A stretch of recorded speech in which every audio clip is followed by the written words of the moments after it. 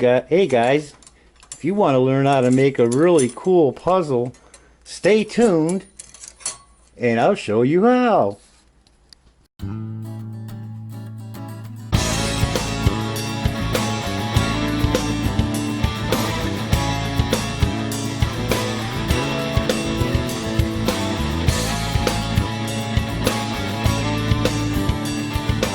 Hey guys, it's Tibbs from Purple Newbie Juice. I'm going to take this piece of mahogany.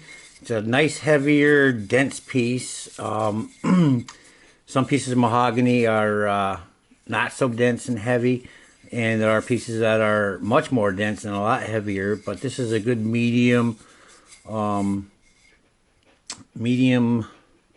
density piece of wood that I'm going to make a puzzle with the saw here. And I showed you how to make some pieces, but I'm going to try to make a full, complete puzzle and show you how I do it for the most part. Okay, so we'll get back to you when I start this.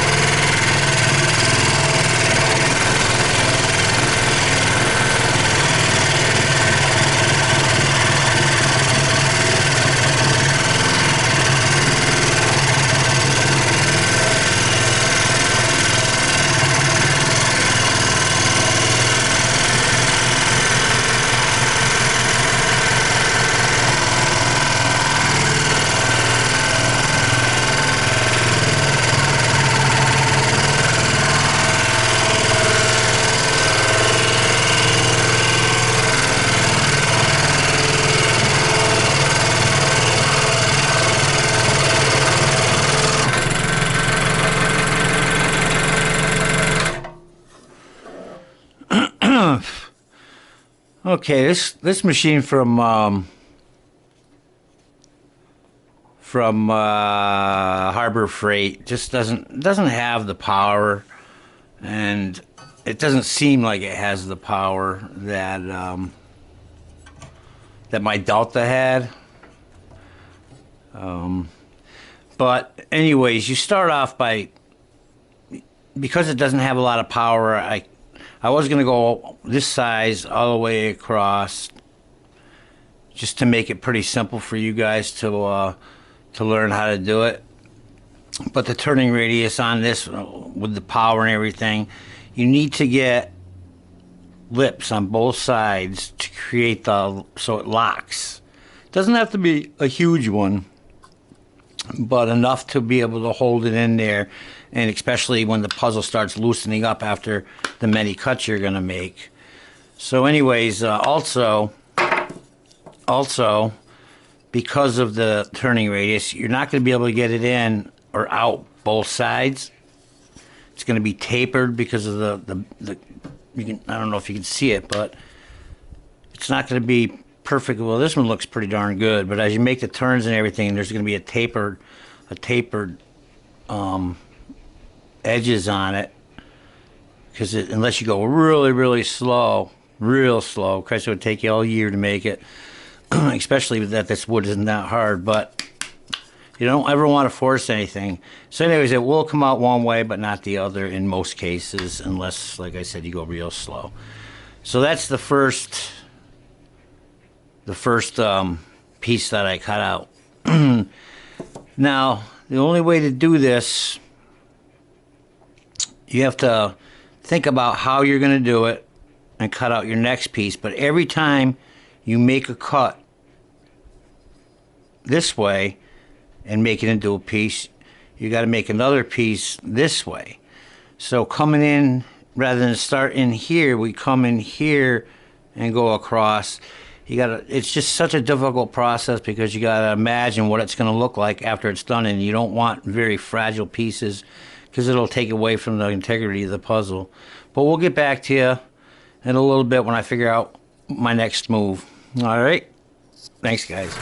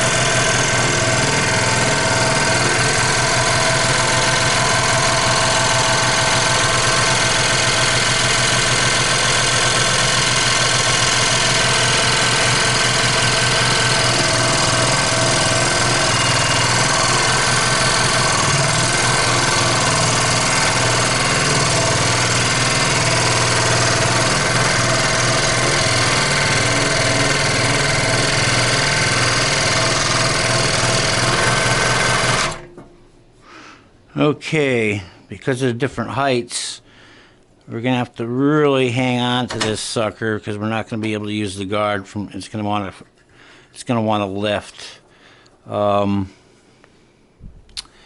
Sorry if you can't see as I'm cutting. I'm having trouble myself. It would be nice to have a little lamp here, but I don't want to lose track where I am, so I'm gonna keep going.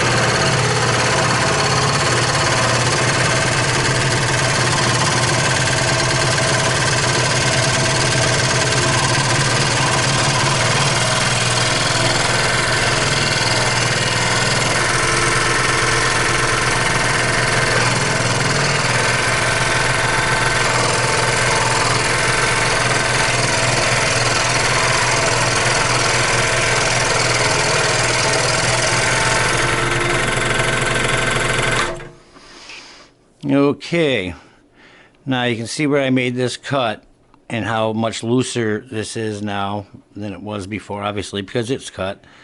But I also left a decent amount of meat of the wood here so that this piece wouldn't be so fragile that it would snap off. Now it's still going to be pretty fragile. You don't want to force these pieces, but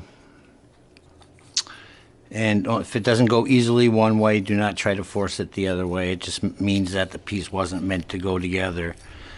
So anyways, now we'll try showing you something. We'll put this piece in, and if you want to go try putting this piece in, which is right here, you can't do it. You would have to take this piece back out, put this piece in first, and then put the piece together. So you can see how careful you have to be in figuring out how to put these puzzles together. All right, I'm gonna, so I don't bore you with the slow cuts and everything, and I want to really be able to concentrate, I'm gonna go and cut another piece out, and we'll get back to you when I get that done. Thanks. Okay. So just got through making this cut here.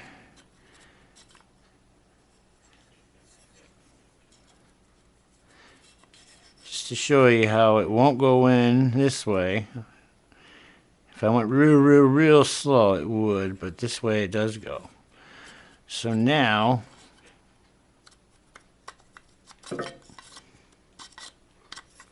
we're going to take this individually and we're going to cut pieces out of this like we did with these.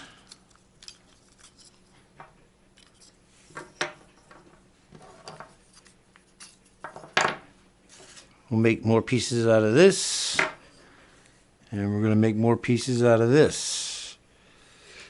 So you can see how this could be a very difficult puzzle, and it's not just a matter of putting it together. There's a sequence that it has to go in. You could think you're doing a great job, get this whole piece put in together. This you would start doing maybe fit this piece to this piece and maybe another piece, and then realize, wow, I can't get that in either way now. So these puzzles are very difficult. Once you know the secret, it makes it a little easier, but it still is time consuming. So we'll get back to you a little later on when we have more done.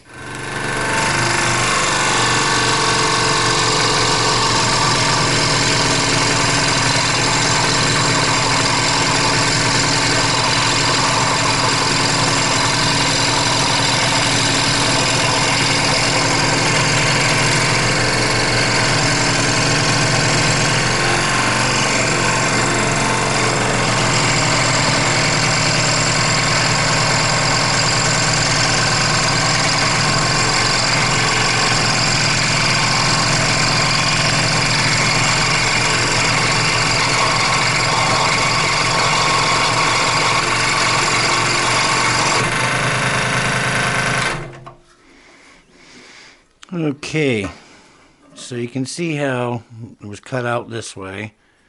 Then what you have to do is you have to come in. It was cut this way, then you turn it up this way, come in at it, make the next piece as such. And now you always got to think about what you have for room. Now I don't have to come in here, I can come in here, but I need enough room so that I can keep the integrity of the wood strong. So I'll probably start it. I don't know, there's a bunch of different ways you can do it, as long as you leave enough meat on the bone, so to speak, to keep the parts strong. We'll continue with this piece and show you a little further down the road our success. Okay, so even though this is pretty thin here, you still have it all the way across here. So that piece may look a little dainty, but there's plenty of meat to hold it together. This is kind of a tricky cut. And as long as you have this little relief here, or this indentation, one piece can't go in before the other, because that actually holds the key to the next piece to prevent it, to make it more difficult. You can't force a piece in where it doesn't belong in that correct order. So you need to have that little bit of key there. It's not as difficult as it may sound. So we have that piece, then that piece. It just, by lining them up, it kind of gives you an idea of what you're doing. And the reason why I came here, the piece I cut before that, I went here, and then I kind of kept that same area here, so the center of these lined up. So now what I can do is I can come in through the cut, right up the middle, into here. I might actually create it so it comes down and goes into here and then comes back. It'll be a odd looking piece, but I don't want to get it to the point where once the whole puzzle is put together, that it has the opportunity to just snap or break. Even at that point, no, see, you have to incorporate. You have to come in somewheres where these cuts are to get it so that it's a progression that the next piece you want it to be locked together, and that's why you need to come in where another cut was. If I started over here and then cut this piece out, this piece could go in at any time and it wouldn't have any effect on when it goes in. So the idea is to try to keep your puzzles so they're fairly difficult. That may be the last piece after this. Let me see, go that way. Yeah, other than that, I could make a really small little hook in here and maybe make one more piece, and I might do that. But let's go on and see where it takes us. All right, I'm not gonna have you have to listen to all that noise. We'll be back. Okay, so we completed that cut. We came in here, if you can see that. Came all the way around, and we will show you. Can't go that way. Now this is this piece. Now you can see how it's kind of delicate there, but this is really dense, close-grained, heavier mahogany, so it can take the smaller pieces. It still would break if you tried forcing the pieces together. I mean, if you really applied a lot of pressure, but this is a good solid piece. So as you can see, because of the pressure you're putting on, cutting through, these saws are not typically meant to be cutting this thick of material. That's why you have to go slow, and that's another reason why it will only go in one way and it'll only come out one way. So when you're doing the pieces, once again, you want to make sure that you're not forcing it. So then we have our third piece. Now we would have to come in. We could come on the outside, we could come in here, and we could make another piece in here. You don't need a ton of material to keep that piece from interlocking, especially the fact that it can only come out and go in one way. I don't like to leave big pieces like this, but if we were to do this, it would be the last piece that we can actually cut out. I could go as far as just separating these two pieces, but it's not really gonna, it's only gonna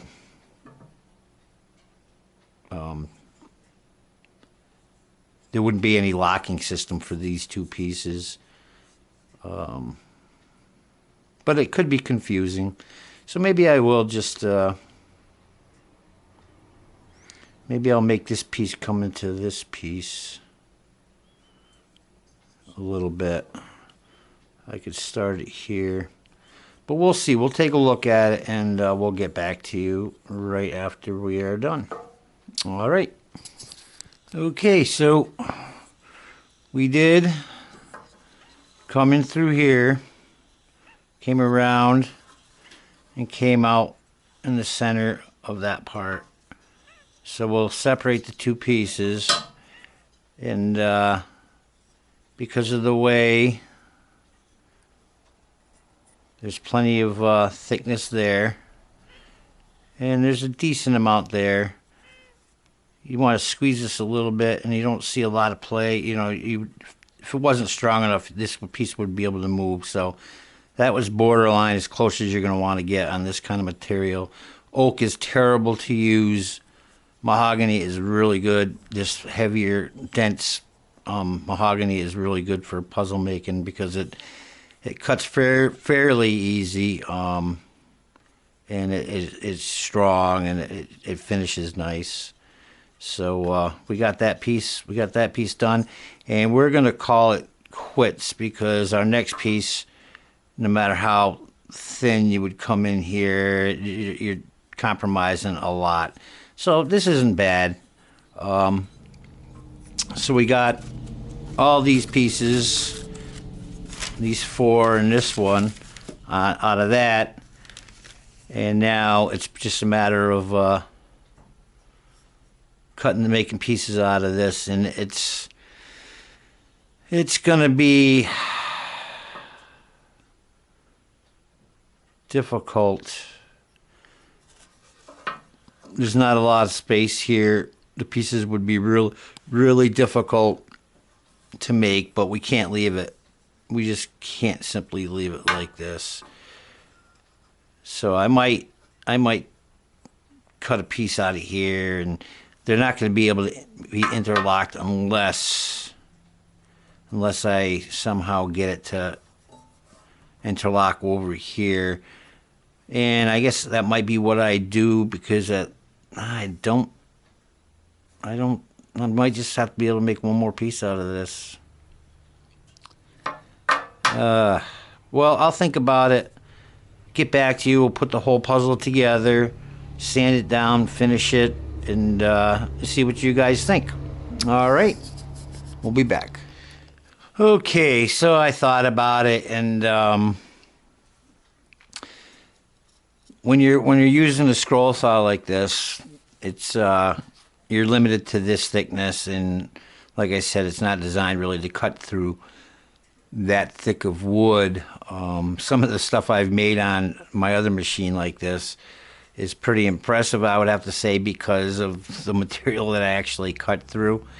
But with a bandsaw, yeah, it's 100 times more dangerous, because the blade's just not going up and down. It's constantly in a circular motion, and you could lose a finger in a half a second. This is gonna like maybe cause a stitch or two.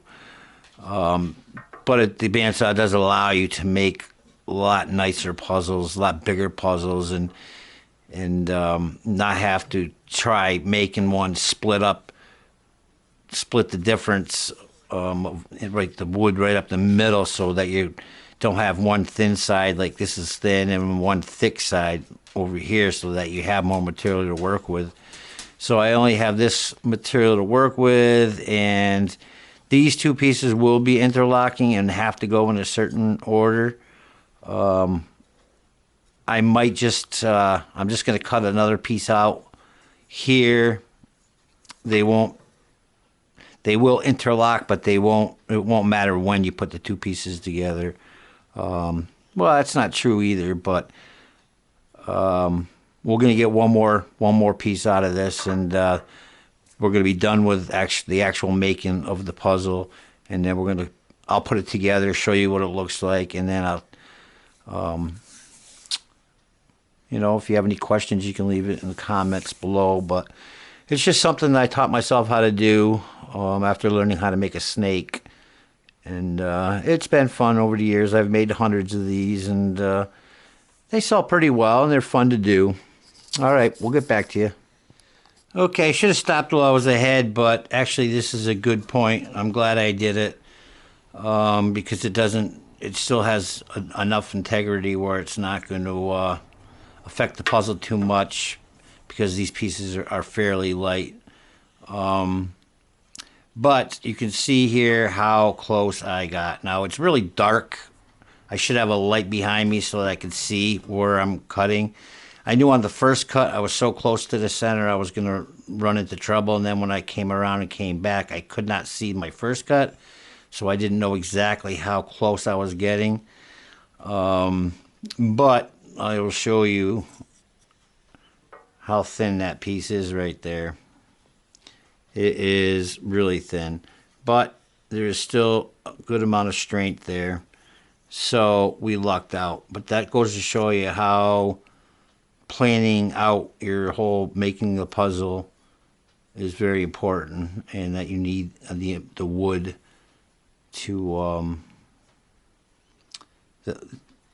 thick enough to be able to do these pieces.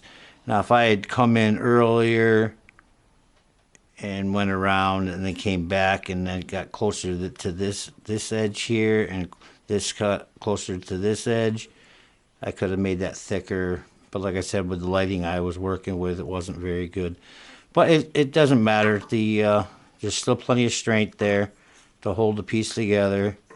And voila. Next time I come back, you'll see this puzzle. It'll be all put together. And then I'll show it to you all apart and mix up the pieces, and you can decide whether or not you would want to put it together. But it's basically a rectangle. All right, we'll get back to you. All right, guys. This is a puzzle piece all put together. Here's Dixie stretching. Hello, girl. Anyways, this is the puzzle put together. What I'm going to do, you always want to sand the entire piece, whether it's just a block of wood or I've made bears, snakes, turtles, dinosaurs, alligators, all kinds of different things. Actually, round, as close as I could get to a round ball. Made so many different kinds of these puzzles. But you always want to sand it perfectly first. I know it sounds kind of crazy, but having to do all the surfaces after the fact makes it a little more difficult. But I will kind of get rid of any burrs on the wood. You can see how the pieces, how it all stays together. This way, this way. They are extremely frustrating puzzles, to say the least. The reason why I got, you couldn't tell, but it only took me less than a minute or about a minute to put together. That's because it was all laid out and I knew how I laid it out. But if these pieces were all mixed up, it would be a different story. So I'm going to lightly sand this. I'm going to oil it, put it and take it apart and show it to you all apart. And that's usually the way I sell them. I'll take a picture of this. I could print a picture of it, put it inside the bag with the puzzle so that people could see at least how it's put together. But I hope you enjoyed this video, and we'll look forward to meeting up with you guys on the next one. But in the meantime, I'm going to lightly sand this, varnish it, and I'll show you the finished product at the end. Alright guys, this is the finished puzzle for the most part. I'm not going to take it apart. You guys saw it all in pieces on the table anyways. But basically, it's a rectangle. And it's a challenge, and it's fun. And this is I would say on 1 to 10, it's probably around a 6, maybe a 5 as far as hardness. There's actually another dimension that I've built these in, and those are extremely difficult to do. I actually had an engineer, a certified engineer that worked for a company, put one together, and about this size, maybe a little bit bigger, and it took him 45 minutes. Even when he figured out the system of the way they interlock, it still took him 45 minutes to do. So I hope you enjoyed this. And you can do this with black walnut. You can do it with cherry. Pretty much oak is the one I would stay away for. Oak has a tendency to split. It's a wider green, and in the softer the wood, sometimes, as long as it's dense, is a good wood to use. But it's a fun little project, and I hope you learned something from it. And until the next time, Tibbs out. Adios.